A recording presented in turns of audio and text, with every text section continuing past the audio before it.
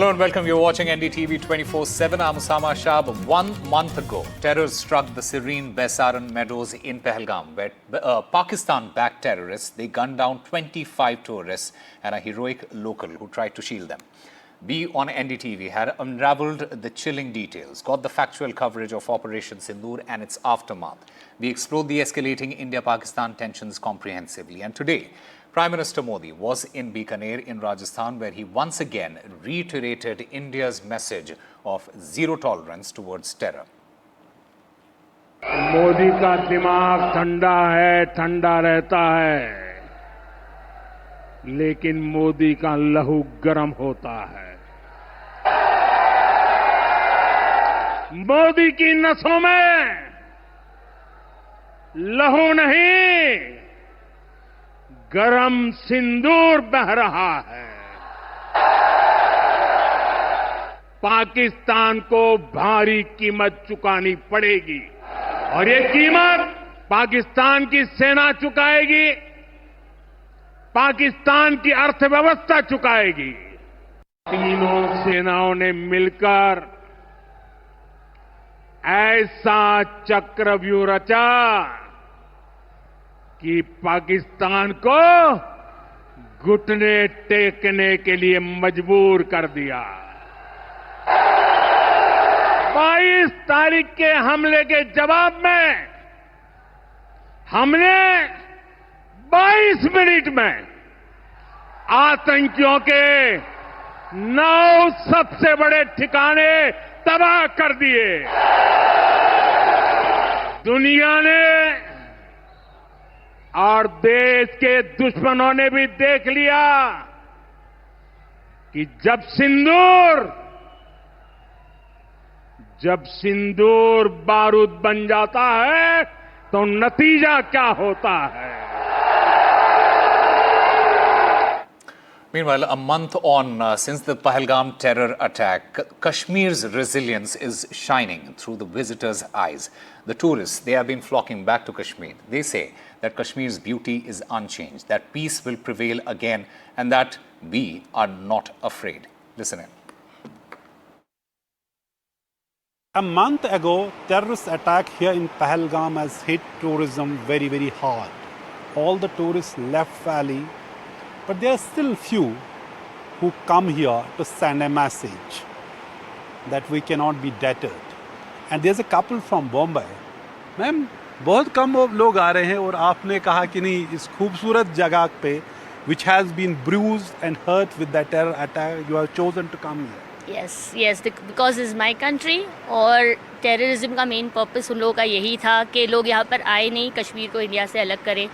So we just thought के हम उनको डिफीट करते हैं यहाँ पर आकर कि this is our country, we should support our people. और ऐसा कुछ भी यहाँ पर 2 दिन हो गया, हमको कोई प्रॉब्लम नज़र नहीं आया। You come from Bombay? Yes, I've come from Mumbai. Please do come, please visit this beautiful place. इसका मज़ा लीजिए, हमारी कंट्री का मज़ा लीजिए। And there's nothing, to get scared. There cannot be nothing beautiful. And I'm here with my small kid, 2 years old child, so there's no problem. To worry about. Please, there's nothing to worry about. Please, India, there's do nothing come. to worry about. We should defeat terrorism. Okay. We should Yes. defeat terrorism. Public यहाँ पर आना चाहिए. And Kashmir जन्नत है. जन्नत में कौन जाना नहीं पसंद करेगा? So tell us when you decided to come here and stay and to come to Pahalgam. मन में कोई डर, wasn't there any fear? नहीं. Because India is our country. हम क्यों डरेंगे? हम टेररिज्म से क्यों डरेंगे? वो हमसे डरना चाहिए. हम क्यों डरेंगे उनसे? What a spirit! That is what they wanted to defeat this spirit, and they are defeating them. Yes. It may be a small number, but this small number is sending a very strong message. What is that? The collective will of the country. जब भी मैं अपने छोटे 2 साल के बच्चे को लेके आ सकता हूँ, so you are welcome. You can come definitely, and everything is fine here. Everything is perfectly fine. Please do come, guys. Please do come. Please support our country and please do come here. So they are saying it is supporting country coming back to Kashmir because the terrorists didn't only want to kill innocent people and achieve their horrible objective. The fact is that they want to send a message that Kashmir doesn't belong to you. That was a horrible terror message. And they may have succeeded for a while, but these tourists from this couple from Mumbai is sending a message. This is our country. We will be back here again and again. The Indian government has launched an investigation into ride-hailing apps Uber, Ola and Rapido over their advanced tip culture deemed unfair by the Union Minister Prahlad Joshi.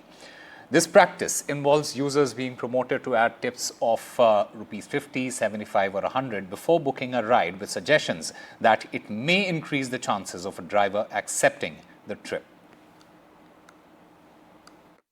Right, so this entire probe with respect to these cab applications, travel apps, charging consumers an extra tipping fee in order to get their cabs booked faster, has, widened at this point, with the Union Minister for Consumer Affairs Prahlad Joshi also now saying that the Central Consumer Protection Authority will be also investigating into this practice by Ola apps and Rapido as well, and to check whether or not that they are also indulging in such practices. Now, this whole issue was raked up when the Union Minister brought to notice that Uber has been charging such tipping fees, and the CCPA sent a notice to Uber directly talking about that this sort of practice is unethical, and also it's unfair to the consumer, since they anyway have to pay the fair amount for their rides.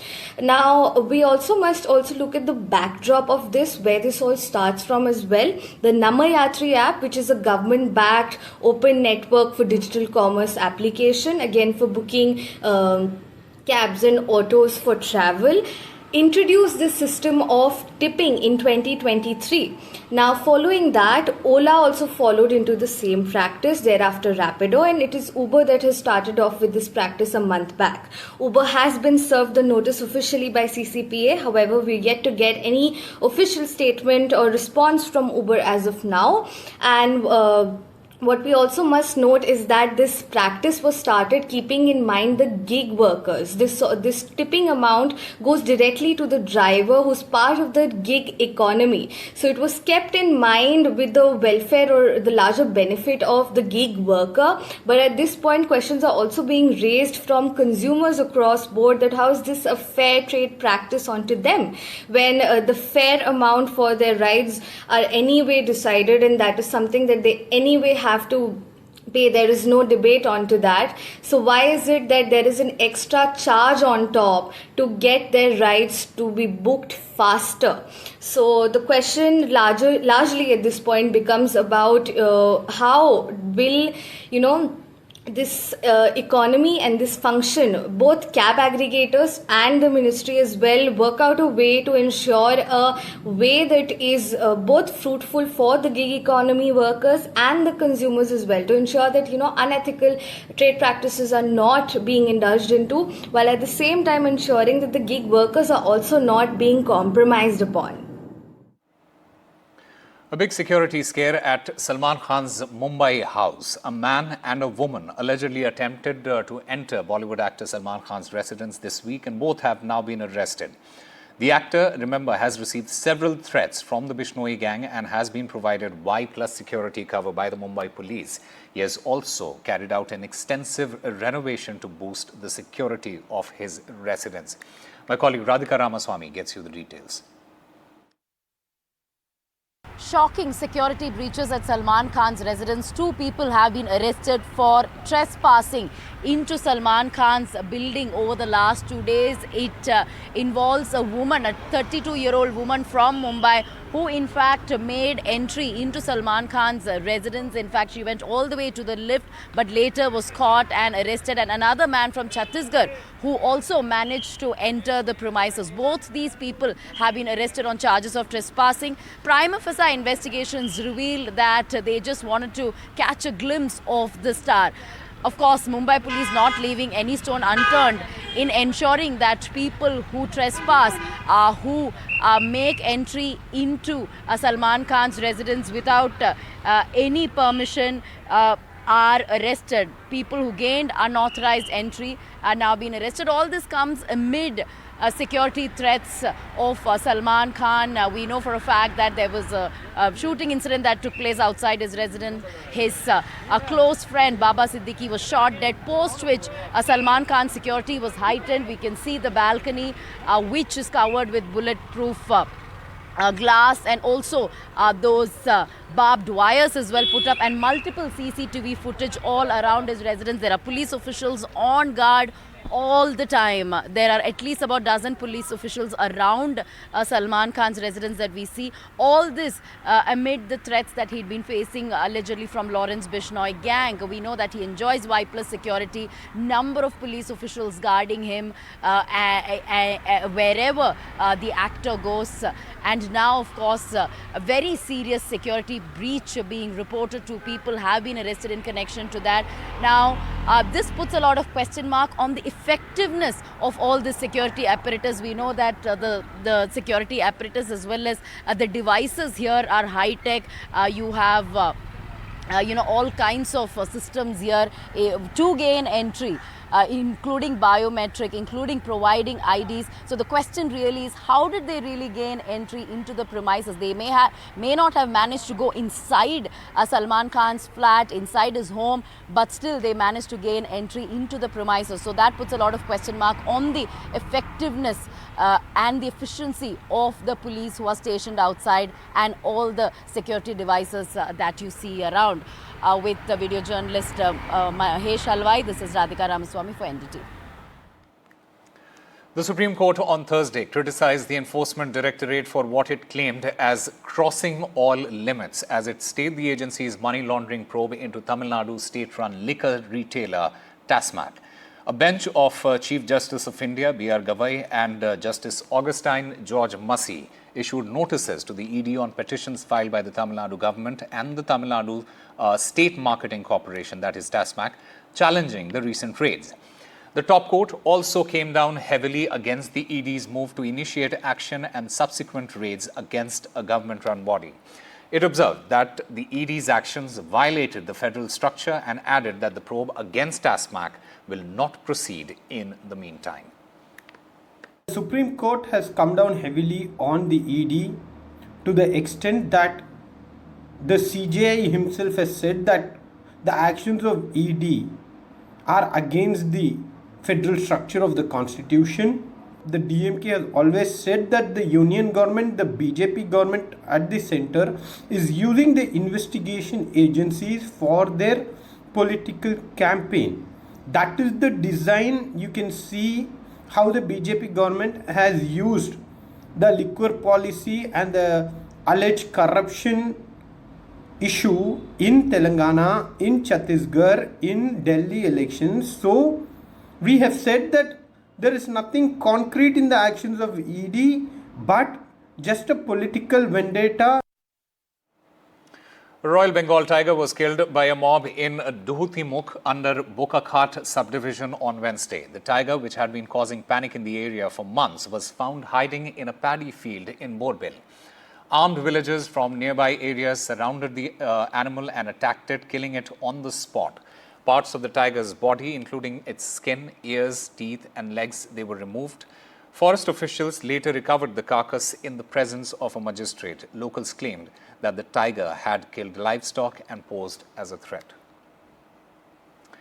News now from the United States. A shooting incident occurred near the Jewish Museum in Washington, D.C., where 2 Israeli embassy staff members, they were killed.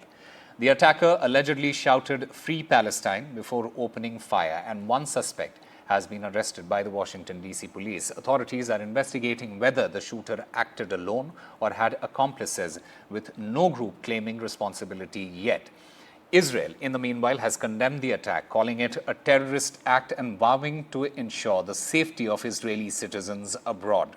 According to reports, the attacker has been identified as Elias Rodriguez, who allegedly shot the 2 Israeli officials. Elias Rodriguez, he comes from Chicago, and this morning officers were searching an apartment that they believe he was living in. He is being questioned with regard to terrorism and hate crimes. The Deputy Director of the FBI has questioned him himself and reported that. We don't yet know why he came to Washington, D.C., why he particularly targeted this event, or indeed whether he was particularly targeting these people. That is yet to be revealed by law enforcement investigators.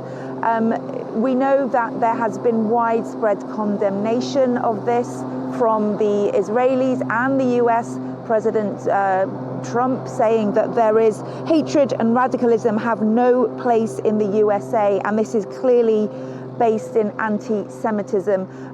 Benjamin Netanyahu, the Israeli Prime Minister, saying that his heart aches for the families and that he shares their deep grief. His foreign minister saying that this is an example of toxic anti-Semitic incitement against Jews and Israel that has only increased ever since the October 7th Hamas attacks on Israel. And it's not just the US president that is condemning this, but also members of the Democratic Party. This is a bipartisan condemnation of this attack here in the US Capitol. Now on to other story that we are tracking from Karnataka. The Ranya Rao gold smuggling case that has turned into a political storm and threatening now to hit Home Minister of Karnataka, G. Parmeshwara. The Enforcement Directorate raided the educational trust that is linked to the Home Minister, while G. Parmeshwara denied any links to Ranya Rao, and the Congress accused the ED of politically targeting him. The Deputy Chief Minister, D.K. Shivkumar, who defended Parmeshwara from any wrongdoing, however, said that Mr. Parmeshwara may have given the money as a wedding gift to Ranya Rao. The ED is allegedly probing 40 lakh rupees paid to Ranya Rao by an educational institution allegedly linked to the Home Minister. See, we are in public life, we run institutions, so many run institutions.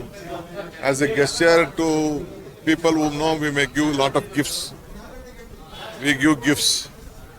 We give 1 rupee, we give 10 rupees, we give 10 lakhs, 5 lakhs. I think that he might have also given a gift for the marriage. I think there is nothing wrong in it. No minister or no politician will support the activities. Whatever the activities has done by that lady, it is a personal issue and it is wrong, and the law will take its own course. Anything about this ED raid? Morning, so right now, Mr. D.K. Shivkumar has confirmed that you had told him that there was a gift that was given to Ranya for her wedding. If you could just give us a little bit of clarity as to what this gift was, sir. Would you like to say anything, sir, in terms of the gift that was given, Mr. D.K. Shivkumar just confirming that this was a gift? You ask D.K. Shivkumar. But will you cooperate with the investigation? Of course. The entire story, of course, have quite a bit of twists and turns. The biggest one has now come in with the Deputy Chief Minister saying that there was indeed a financial transaction between the Karnataka Home Minister and Ranya Rao, but this was a gift that was given to the wedding.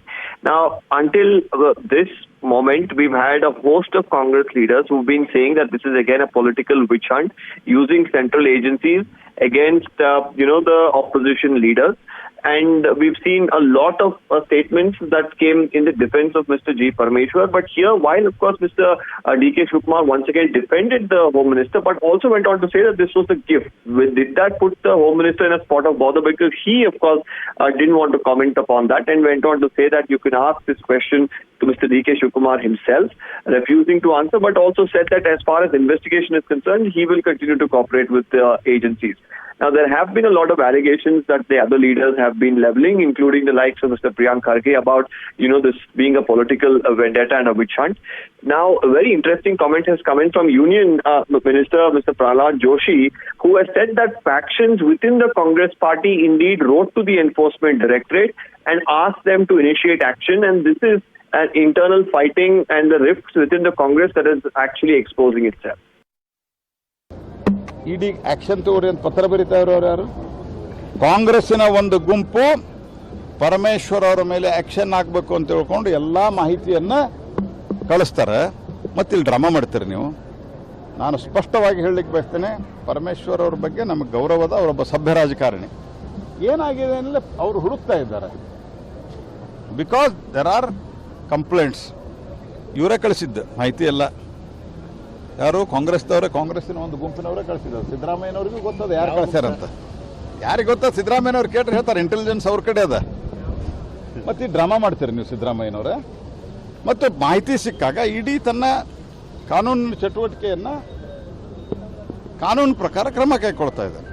ಅದು ಅವರು ಗೃಹ ಮಂತ್ರಿ ಇದ್ದಾರಂತಾಗಲಿ, ಕಾಂಗ್ರೆಸ್ ನಾಯಕರಿದ್ದಾರಂತಾಗಲಿ, ಅಥವಾ ಇನ್ಯಾವುದೇ ಕಾರಣಕ್ಕೆ ಅದಾಗಿಲ್ಲ. The National Investigation Agency has apprehended Bhagwant Singh alias Manna Bhati, a key associate of Khalistan Liberation Force operatives involved in a grenade attack on Thakurdwar Sanatan Mandir in Amritsar in Punjab.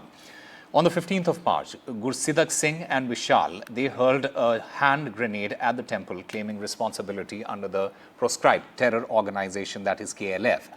Bhagwant Singh's arrest brings the total number of detention to 4, including Vishal, arrested after the attack, Diwan Singh alias Sunny, arrested in connection with the case, Sahib Singh alias Saba, also arrested in connection with this particular case, and Gursidak Singh. He was killed in a shootout with police following the temple attack. As far as Bhagwant Singh's role is concerned, according to NIA investigations, Bhagwant knowingly provided shelter to Gursidak and Vishal. They received terror funds and concealed the grenade used in this particular attack.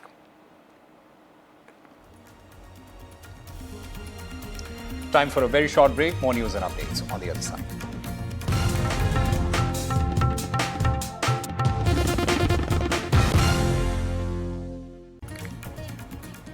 Welcome back. Priy Zinta has challenged the legality of an EGM that was held on the 21st of April. She claims that the meeting was held without following proper procedures under the Companies Act 2013 and other secretarial rules. According to her, she had objected to the meeting in an email on the 10th of April, but her objections were ignored. She alleges that Mohit Burman went ahead with the meeting with support from Nes Wadia. Even though Zinta and other director Karan Paul attended this meeting, she has asked the court to declare it invalid. One of her main concerns is the appointment of Munish Khanna as a director during the meeting, which she and Paul had opposed. And on to our special interview with Bhanu Mushtak, the International Booker Prize winner, whose collection of short stories, Hriday Deepa, was translated by Deepa Bashti into English as Heart Lamp, won the Booker Prize. She spoke to NDTV from London. Listen in. Your writings, many feel, are actually a reflection of your personal experiences, isn't it? Of many women in Muslim societies, in patriarchal societies in India. What do you think the global English-speaking audience found most compelling in these experiences, in these stories? Global English audience, they were highly impressed by this characterization. The fiction will be spoken, it will be appreciated by all the people. Now, in the entire India, people love to be multilingual. It's not a sin to be multilingual. But when language becomes politics, the politics of language, all these things are happening due to the politics of language.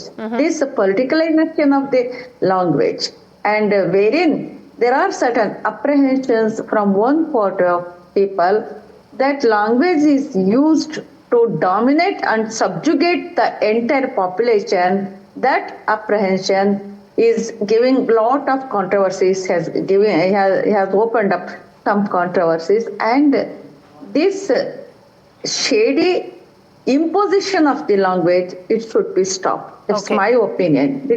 Because everybody welcomes a language, and everybody wants to speak in a language of their convenience, and there is no hatred against any language.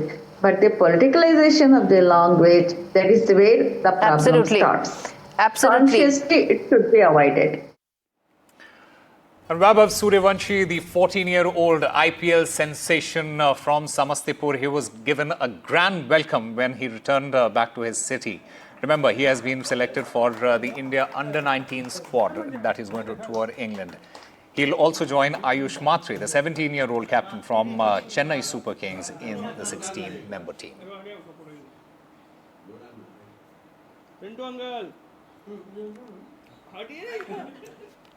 That's all we have for you. Keep watching NDTV.